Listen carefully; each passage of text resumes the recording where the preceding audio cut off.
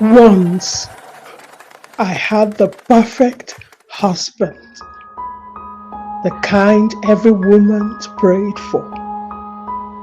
Emeka loved me like I was the air he breathed. Our home was filled with laughter, music, and comfort. I thought nothing could ever shake our happiness. But life, my friend, has a strange way of testing love. And I walked away from everything that once made me whole. They say every choice has a price. Mine came years later when the riches turned to ashes, and I realized that I had traded love for loneliness. My name is Chinelo, and this is the story I never thought I would tell. There was a time when my laughter echoed through the corridors of a house that glimmered with love, wealth, and promise. I used to believe I had everything a woman could ever want. A husband who adored me, children who filled our home with joy, and a life that glittered like morning dew on rose petals. My husband, Emeka, was the kind of man every woman prayed for. Diligent, gentle, and endlessly giving. He spoiled me with everything I fancied, from fine lace wrappers to gold earrings that caught the sunlight like magic. I remember how neighbors used to say, "Chinelo, you are blessed beyond measure." And truly, I believed them.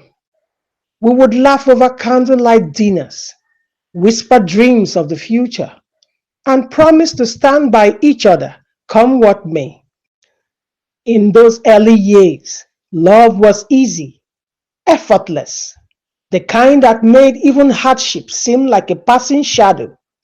I never imagined that love could fade, that comfort could rot into contempt, and that the heart of a woman could become a stranger to the man who once made it flutter. But that is what happened to me. Slowly, quietly, like smoke disappearing into the wind. When I married Emeka, I was barely 24, full of youth and vanity. He was already making good money as a banker, and his future seemed carved in gold. I remember the first time he took me to his office, the way his colleagues looked at me, the new bride of the man who always spoke of his queen. He introduced me with pride, and I glowed beneath the weight of admiration. I loved him then, or at least I thought I did. But looking back now, I think I love the way he made me feel more than I loved him. Our home became a palace of comfort. We traveled, dined out, hosted friends, and lived a life that others envied. Whenever I wanted something, Emeka would smile and say, "Anything for you, my sunshine." And so, I grew used to that life, too used to it. I thought that was what love meant. Never lacking, never waiting, never wanting. I didn't realize that true love is tested not when the table is full, but when it's empty. When laughter has to fight through tears and hope is the only thing left on the menu. I didn't know that then. I was too blinded by plenty. The day Emeka came home with that brown envelope, my world shifted, though I didn't understand how deeply, not yet. He walked in quietly, slower than usual. His shoulders were bent and there was a strange look in his eyes, a mixture of shame and defeat. "Chinelo," he said, holding out the letter. "They've let me go." I remember staring at him, confused. "Let you go? What do you mean?" He smiled weakly, that kind of forced smile that hides heartbreak. The bank is downsizing. My position is gone. For a long time, I said nothing. In my mind, I thought it was a joke, something temporary. But as the weeks passed, reality began to crawl into our lives. Bills piled up, his laughter faded, and the air in our home grew heavy. I began to see him differently, not as the charming man who had once carried me on his back through the rain, but as a burden dragging my dreams into the mud. And for the first time, when he reached out to touch me, I turned away. I wish I could say I stood by him, that I became his pillar when the walls of our comfort crumbled. But I didn't. Instead, I grew distant, resentful. I started comparing him to other men, men whose wives still wore gold, who still drove fine cars, whose laughter still filled restaurants. I began to feel trapped in a life I no longer admired. He would wake before dawn, hustling from one business idea to another, and return late, sweaty and exhausted, still smiling at me with hope in his eyes. Just give me time, my love, he would plead. God will make a way. But I didn't want time. I wanted luxury, the kind that had once made me feel untouchable. I started going out more, dressing up, meeting old friends who whispered, Chinelo, you are wasting your beauty on a struggling man. Their words became seeds that grew weeds in my heart. I stopped cooking for him, stopped asking how his day went, stopped even pretending to care. I told myself I deserved better. It was during that time that I met Chief Okafor, a man who smelled of money and power. He owned several companies and carried himself like one who could buy the world if he pleased. Our paths crossed at a friend's birthday party, and from the moment he spoke to me, I felt the pull of temptation. His words were sweet, his promises sweeter. A woman like you deserves to be cherished, not struggling, he said, looking at me in a way that made me feel alive again. I told myself it was harmless, that I only enjoyed his company. But soon, harmless turned into secret meetings, and secret meetings turned into sin. I would lie to Emeka, saying I was visiting my cousin or attending church programs, when in truth, I was being driven in Chief's tinted car to fine hotels and restaurants. The guilt came in waves, but greed drowned it out. When Chief offered to take care of me properly, I didn't resist. I thought I was saving myself from misery. I didn't realize I was digging the grave for everything pure left in my soul. My children, Kamsi and Obina, were still very young when the storm truly began. Kamsi was 6, clever and bright-eyed, with a habit of asking too many questions. Obina was barely 4, full of laughter and mischief. They adored their father, the man who would carry them on his shoulders and spin them around until the house echoed with giggles. But as my heart grew colder, I began to see them as burdens, little reminders of the life I was desperate to escape. I hated myself for thinking it, but the thought still came. What kind of future can these children have with a man who can't even keep his job? Sometimes, when Emeka played with them on the floor, I would watch from a distance and feel nothing. The warmth that used to fill our home was gone, replaced by a silent resentment that grew thicker by the day. The children noticed, though they couldn't understand. Kamsi would tug at my wrapper, asking, Mommy, why don't you smile anymore? I had no answer.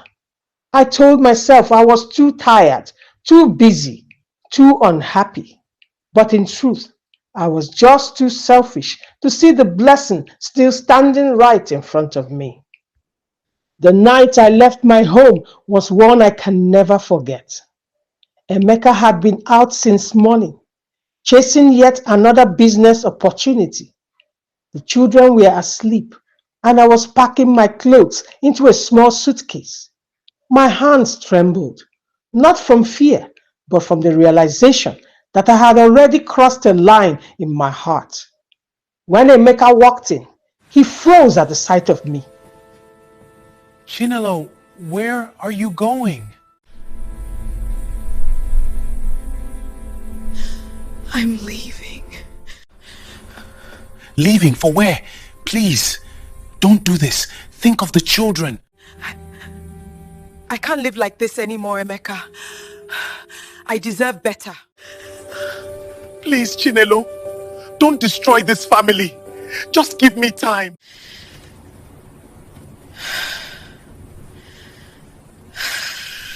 The sound of Obinna's sleepy voice drifted from the doorway. Mommy, are you going?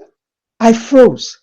For a second, I wanted to run to him, to gather him in my arms. But instead, I picked up my suitcase and walked out into the night, leaving behind everything that had ever truly loved me. Chief Okafor received me like a queen. He promised me comfort, stability, and the life I had once known. And for a while, he kept his word.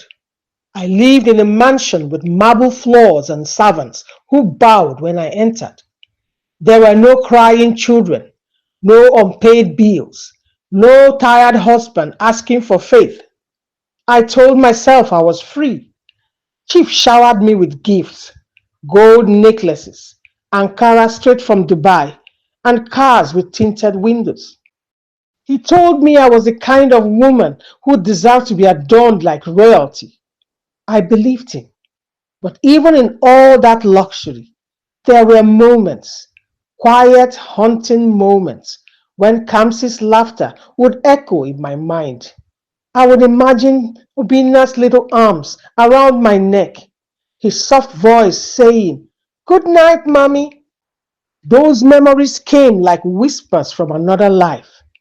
I tried to silence them by surrounding myself with noise, parties, new clothes, endless distractions. But the silence of the night always betrayed me. Chief was kind at first, but his affection came with conditions. He didn't like questions, didn't tolerate complaints. I had traded love for comfort, and soon comfort began to feel like a cage made of gold. Meanwhile, I would occasionally hear whispers of Emeka's struggles through mutual friends. They said he had sold his car, taken his children to a smaller apartment, and was trying to start a small business. Each time I heard it, guilt pricked my chest, but only for a moment.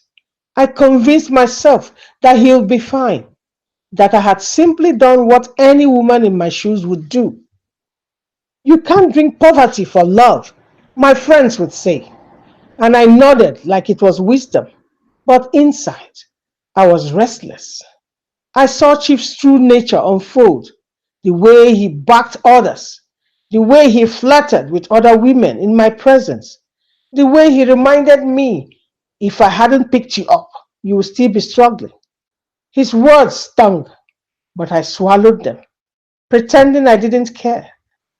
I began to realize that what I had called freedom was actually slavery in disguise. I smiled for pictures, attended high society events, but deep inside, I was empty. Nights grew longer. I missed the sound of my children's feet running across the floor, the smell of Emeka's palm oil stew, the peace of a small home built on love, even if that love had been tested. Years passed. Chief and I had two children together, but something in me had died long before they were born. I went through the motions of motherhood, but there was no tenderness in it. I provided for them materially, yes, but there was no warmth in my hugs, no laughter in my home. The more I tried to fill the void inside me with wealth, the more it grew. I thought I had escaped hardship. But I had only postponed a different kind of suffering. Emeka, on the other hand, was slowly rebuilding his life. I didn't know the details then, but word began to spread that his business was growing, that his children were doing well in school, that he was respected in the community. I brushed it off whenever anyone mentioned it, pretending not to care, but jealousy burned inside me like fire. I told myself it was just luck, that it wouldn't last. But deep down, I knew that Emeka's strength came from the same place my weakness was born: love. The love I had abandoned for glitter that could never shine as bright as sincerity. The beginning of the end came quietly. Chief's booming business began to shrink like a tide pulling back from the shore.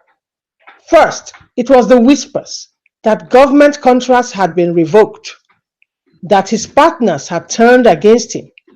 Then the letters began to arrive: demand notices, unpaid taxes, court summons.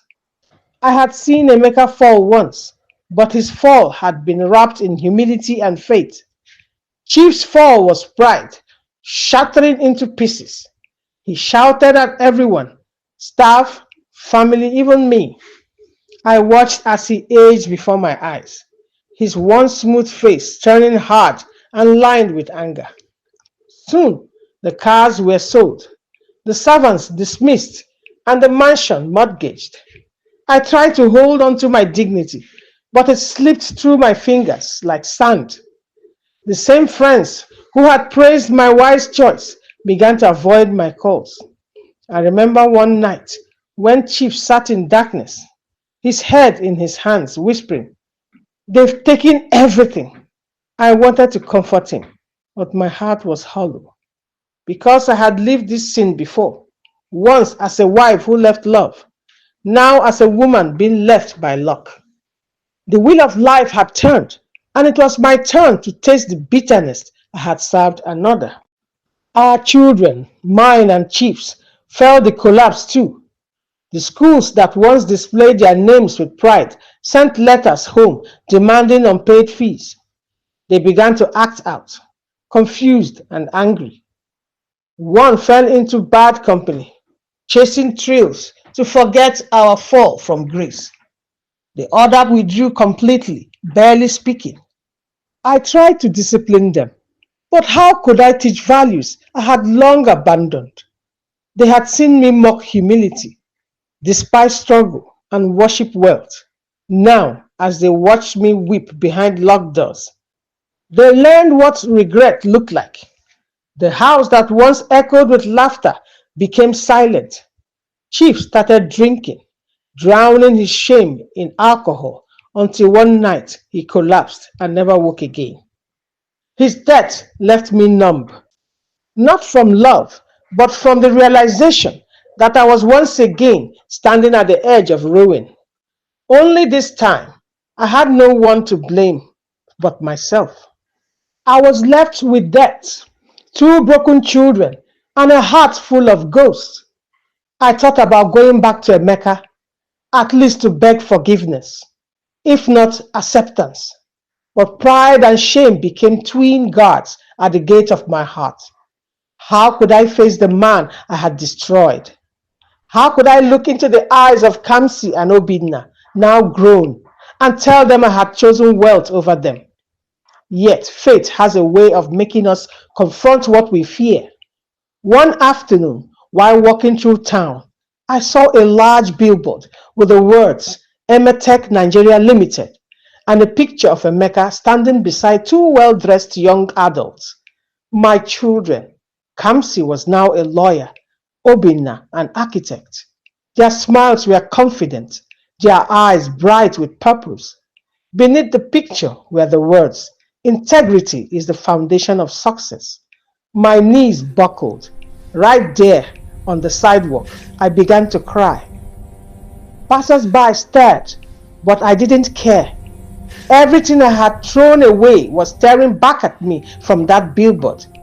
Everything real, everything eternal. A few months later, I heard that Emeka had built a new mansion in Enugu and that he often donated to orphanages and widows. People spoke his name with admiration. The same man I had once pitied for losing his job. Kamsi was engaged to a doctor. Obina had opened his own firm. They had built a life out of ashes, the same ashes I left behind. Sometimes I would dress up quietly and go to charity events, hoping to catch a glimpse of them from afar. I never had the courage to approach. Once I saw Kamsi giving a speech, confident, graceful, so much like her father. My heart swelled with pride and pain all at once. When she finished, people applauded, and I wanted to shout, "That's my daughter!" But the words died in my throat. My tears blurred her face, and in that blur, I saw every wrong choice I had ever made. That night, when I returned to my small rented room, I stared at the ceiling for hours and whispered, "God, if you could turn back time, I would choose differently. I would choose love." Now, as I sit here, years later, my hands wrinkled and my voice faint, I finally understand what true wealth is. It's not the glitter of gold or the shine of cars. It's peace, loyalty, and the quiet comfort of knowing you loved sincerely. I visit Emeka's company sometimes, standing far away where no one recognized me, watching the life I could have had if I hadn't traded love for luxury. My children have never sought me out, and I don't blame them. I destroyed their father's heart and their childhood, and yet he gave them the wings to fly. That is what makes him rich. I, on the other hand, am only rich in memories, and most of them hurt. Still, I tell my story now so that someone listening might learn from my pain. If you ever find yourself tempted to leave love for wealth, remember me. Remember Chinelo, the woman who had everything, lost it all, and lived long enough to watch love rise from the ashes she created. Because in the end, love that fades with fortune was never love at all. Moral of the story: true love isn't proven by comfort, it's tested by struggle. Loyalty in lack brings blessings that wealth can never buy. This is Chinelo's story, a reminder that wealth fades, but love endures. If this story touched your heart, don't leave just yet. Follow us for more heartfelt African stories and share this video. We never know who needs this lesson today.